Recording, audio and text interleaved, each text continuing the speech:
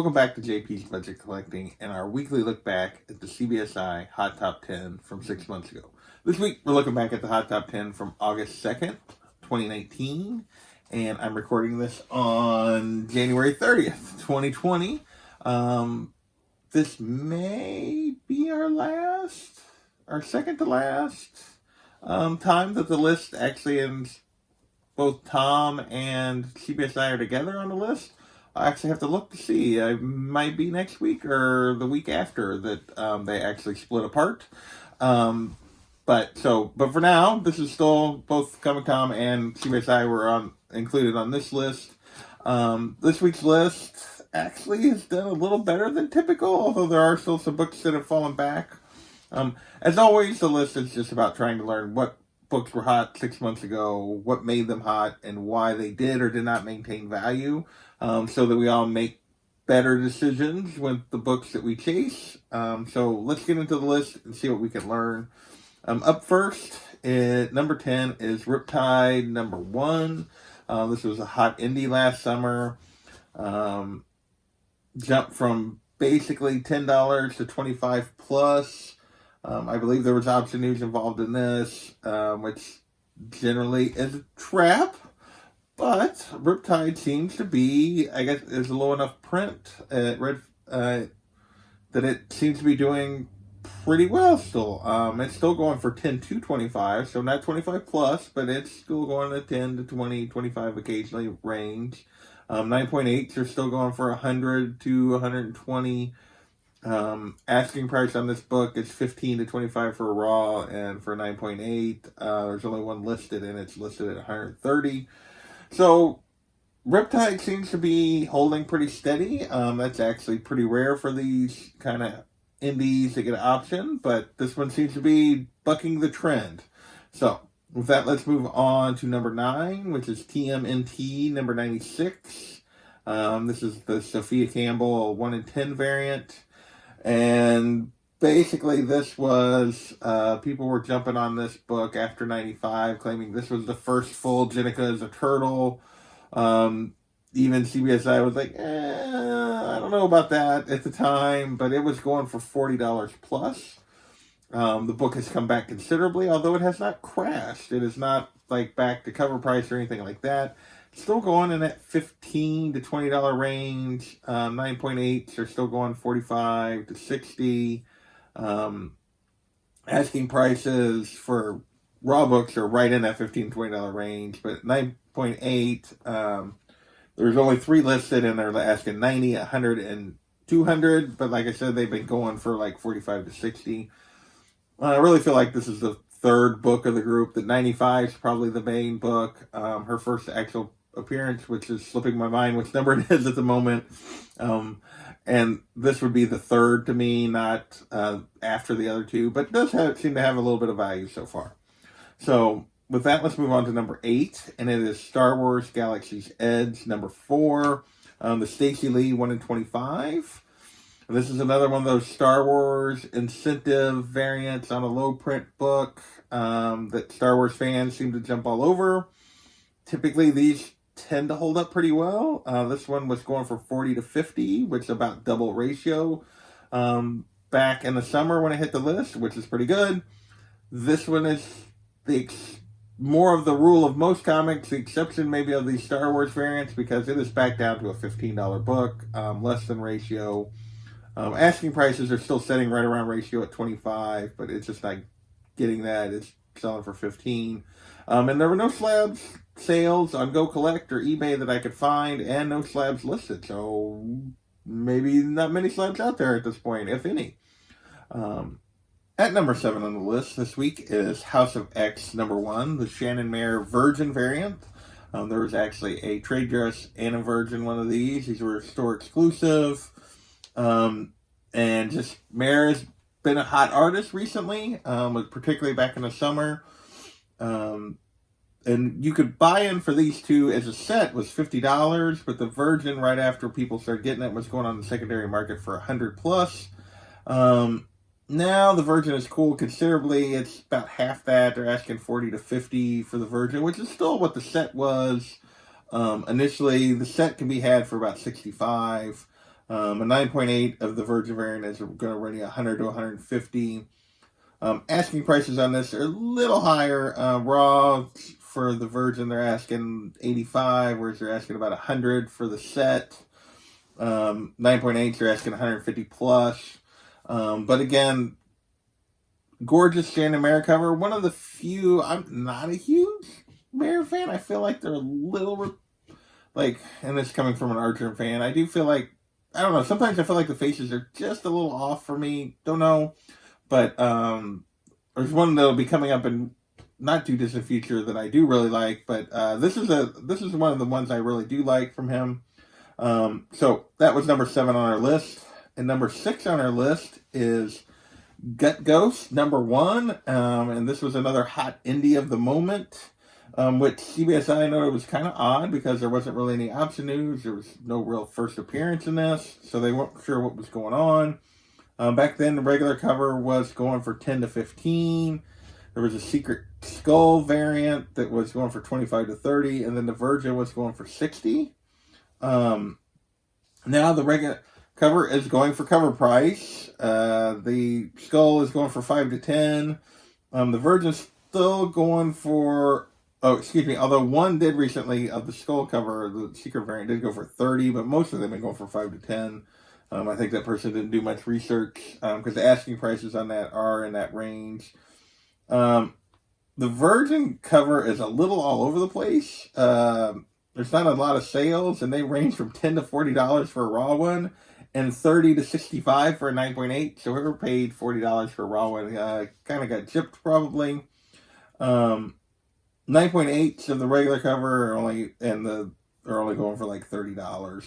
So asking prices on these are pretty much in the range where I'm talking about. The Virgin's the one they're still asking a little bit for, with $40 for raw copies. But like I said, somebody did recently pay it, but you can typically get a 9.8 for that. So with that, let's move on to the top 5. And number 5 is a repeat from last week, and it is Avengers number 43, The First Red Guardian. As we know, the trailer has kind of kept this book pretty high. Back then, this book went, which was after the San Diego Comic-Con and the announcement of the character. 9.2s were going for $650, 8.5s were going for $350. These are all still kind of records like last week. 6.5s were going for $250. Now, depending on condition, a raw book is going to cost you $50 to $200. It varies quite a bit based on the condition. Most recent 9.2 is actually...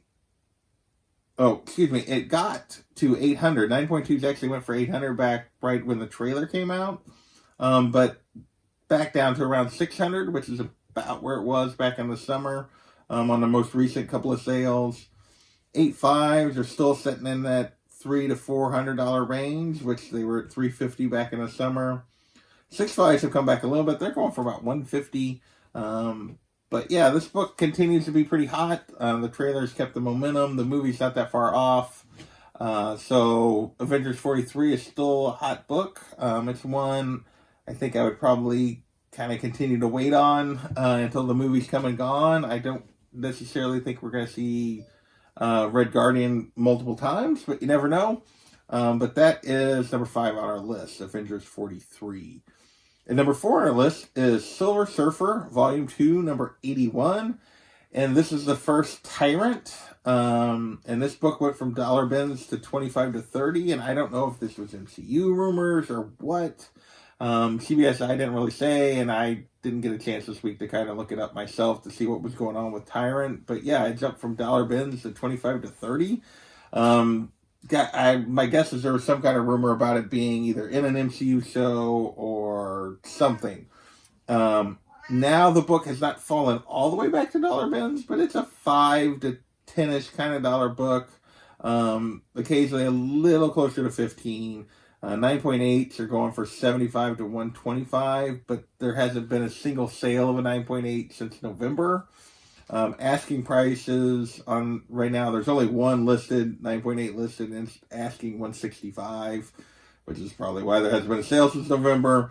Asking price on raw books are in that $10 to $15 range, so a little more than what they've been going for, but still a pretty cheap book. And this book has definitely come back. Whatever rumors there were about a Tyrant or about Tyrant appearing in the MCU probably have faded away, at least for now. At number 3 on our list is another repeat from last week, and it's another Marvel San Diego Comic-Con tie-in.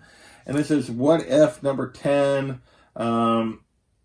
And this is still based on Natalie Portman walking out at San Diego Comic-Con with Mjolnir in hand. And people seem to have latched on to this. The market has decided this is the first Jane Foster as Thor, even though she's called Thoris and it's a what if. And I sort of disagree with that, but that's where the market has went. So we talked about last week that the book was hitting $100 for raw copies. Well, by this week, it was up to $200 for raw copies.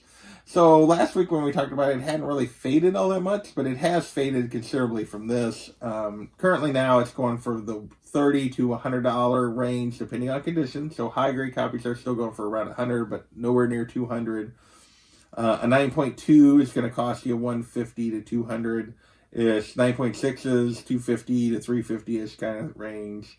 And asking prices are basically on the upper end of all of these scales in terms of what people are asking for it. Raw really depends on the grade, but 30 to 100, 200-ish for 9.2, 350-ish for a 9.6. So that is What If number 10.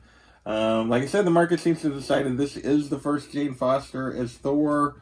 It's a book I wouldn't mind having, but I would actually kind of rather have the Jason Aaron books, where it actually is the start of the story, but that's just me. At number 2 on our list is another book that hit the list because of the San Diego Comic-Con Marvel news. But this one was not on the list last week, and this is Blade Vampire Hunter number 1. And this is basically because Tomb of Dracula is out of reach for most people. Tomb of Dracula 10, his first appearance, is out of reach for most people, so they were looking for the next big thing. So his first ongoing or self-titled, The Cat Says Hello, if you could hear that. And basically this thing went from dollar bins to a $30 to $40 book. Oh, she is going to make an appearance this week. So we'll grab the cat for a second. And for brief, because she did not want to be in my lap. Apparently she wanted to be on camera, but not in my lap.